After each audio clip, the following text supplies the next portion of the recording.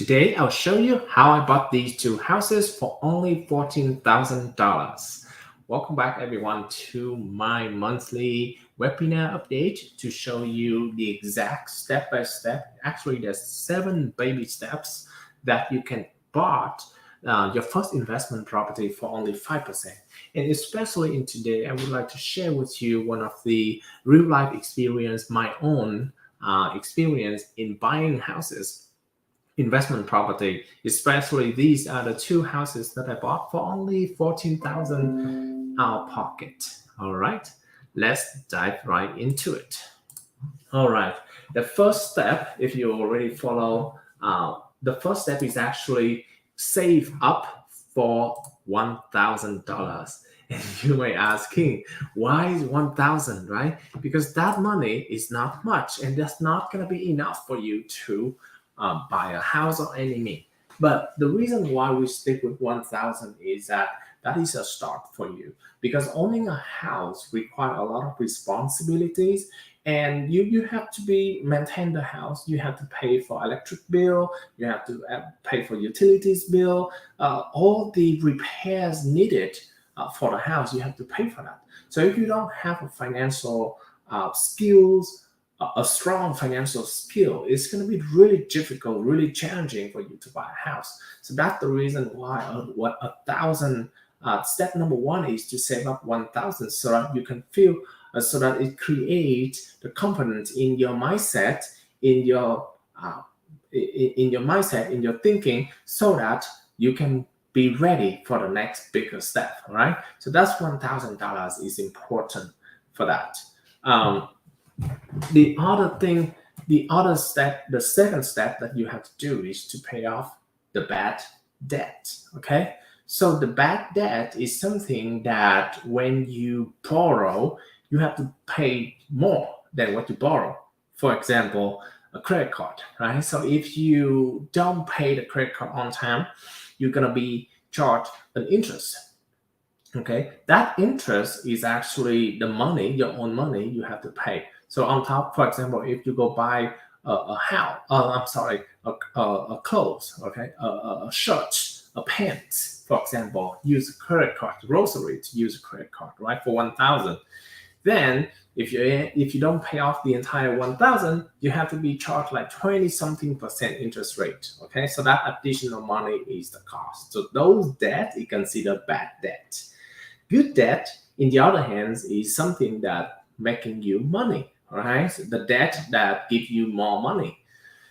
For example, buy a house, right? When you buy a house, in general, at the long run, yes, you do have to pay interest rate as well. But in general, as a long run, you actually have a good return because the real estate values tend to go up as well, tend to go up by time as well. So it's giving you more money at the end when you sell off the property.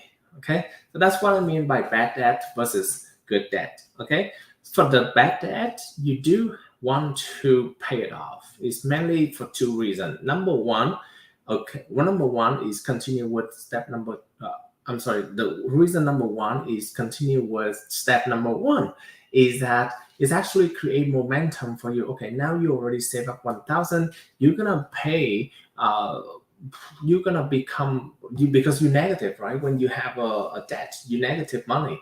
Then you create more momentum for your confidence in terms of financial management. Correct. So that's the reason number 1. And number 2 is that for qualification, loan mortgage qualification purposes, the lower the debt is, the more chance that you can have the mortgage for later on. Okay, so that's why step number 2 is to pay off your bad debt.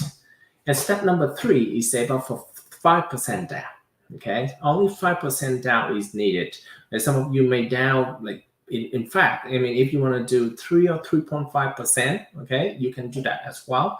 But in general, if you have 5% down, the interest rate is actually a little bit lower than 3 or 3.5%.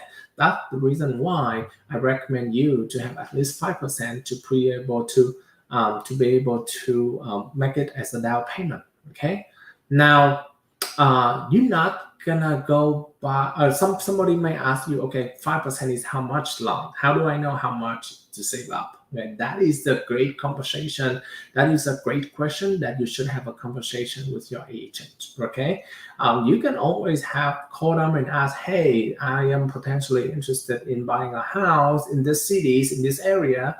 Okay, can you actually give me the price range of the house that I'm looking for? And then you can say, okay, it's 400, 500, whatsoever, depend on the criteria that you have in mind, right? So if it is 400 and then 5%, that is 20,000. If it is 500, right, it's 25,000. Depend on the suggested value of the home from the list real estate agents. You know how much you can actually want to save. Okay, so that's number 3. And number 4 is where you actually having fun.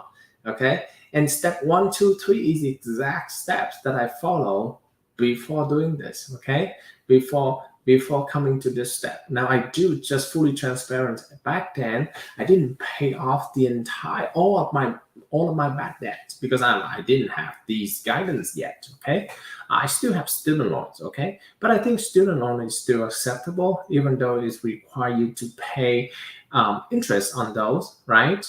But in general, you get those money and then you graduate from a school.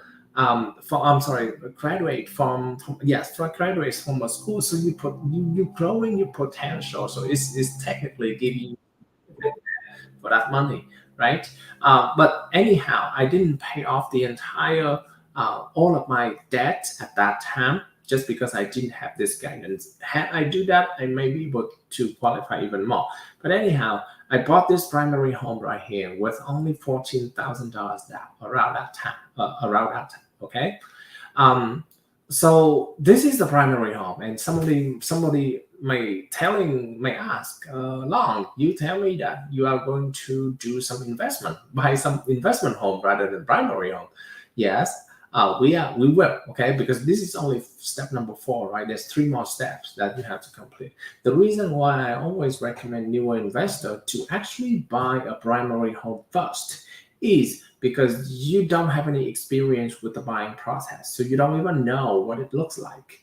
Not right. You don't know step 1, 2, 3, what is the appropriate action you should do.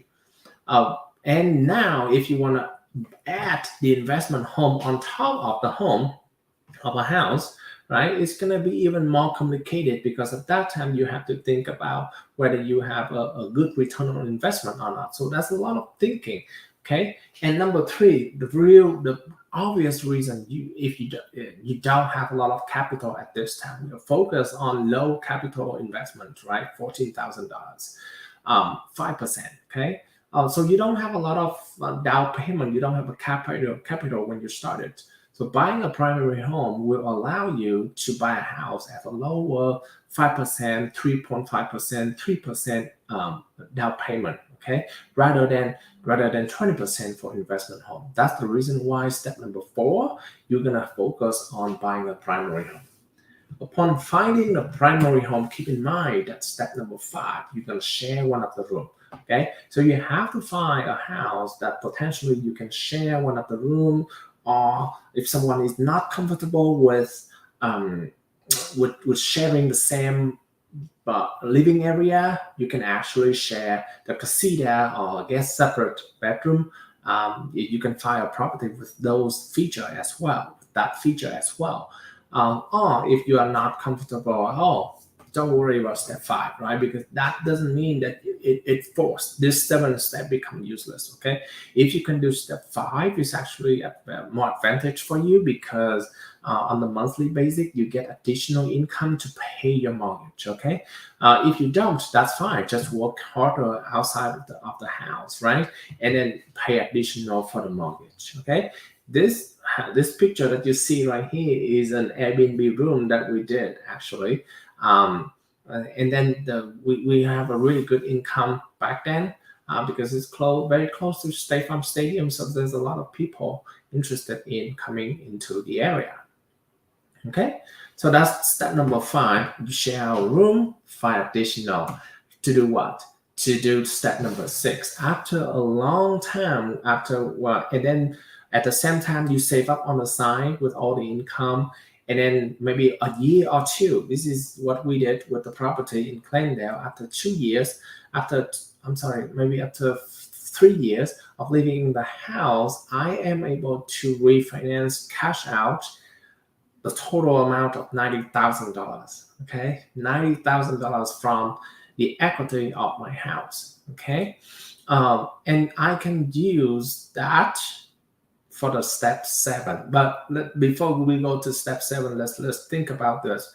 Okay, you start with $14,000 of your own cash. Now you're getting $90,000. Okay, but the potential, you can do whatever you want. But instead of spending them all, I put all $90,000 as a down payment, not all 90,000, but a portion of it toward this second house right here. And that is step number 7. Buy a second house, buy a second primary house with 5%, 10%, 20%, whatever amount that you feel comfortable with, and whatever the amount that the equity can have, right? And then rent out the first entire house. Okay, you probably, when I go to step number 7, you're probably thinking like, okay, now your loan amount is higher than original, right? But the entire mortgage payment already covered by the rent of the entire rent of the first house, right? It's no longer sharing a room or sharing a portion of the property, but it's the entire house. So when you do step number 7, make sure that the monthly mortgage payment is way less than the monthly potential monthly rent. Okay, so that it covers the monthly mortgage. If you need assistance in terms of doing the rental analysis, I'm more than happy to show you as well on how to do that. Just please contact me at my phone number below. Okay, so step number 7, from that $90,000 equity that you have, you can actually buy the second property house right here. You can choose which you can choose, right, whether the second house is going to be the investment home if it is sold 20%, but if it is a primary home, right, and it's qualified, you can use only 5% down of the money that you have toward this as well. Right, so that's step number 7. All the steps are presented, and my name is Long Clay. Thank you so much, everyone, for watching. I am working closely with a lot of investors, especially new investors who may have only in my definition, anyone who have less than 10 properties are considered new investors, because they still have a lot of questions to ask, right? If you bought less than 10 properties, it doesn't matter if you buy 0 property or 10 property. I think the level is still the same, because the reason that you're still gonna have a lot of questions when you buy the next house, right? I'm working closely with a lot of new investors like that and help them identify the best strategy. Sometimes this strategy is the best for them. Sometimes buying an investment home is best for them. Also, even sometimes waiting is also best for them as well. So if you're interested in learning about the process to determine whether you are ready to buy an investment property or not, please contact me at this number below. All right, thank you so much, everyone, again for watching. Bye-bye.